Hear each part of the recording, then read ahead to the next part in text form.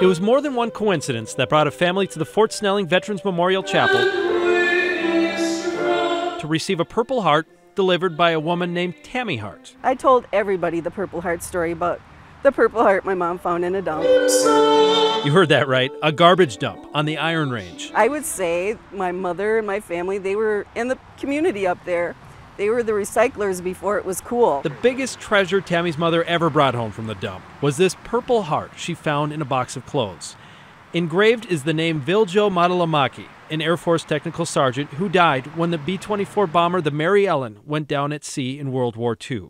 Tammy's mother passed it on to her 15 years ago when she died. I tried at the beginning to find a family, but back then there wasn't much on Google. Then Tammy became very attached to it. The award, to her, came to represent a piece of her late mother, a family heirloom that rightfully belonged to a different family. Yes, it's emotional. Then one day, while visiting her mother's old home, she met one of the fallen airman's closest living relatives. We had a family reunion, and I wanted to show them the family homestead where my mom grew up. It turns out Tech Sergeant Matalamaki grew up in the same home later owned by the woman who would one day find the missing Purple Heart. That's the miracle in the story. Very grateful.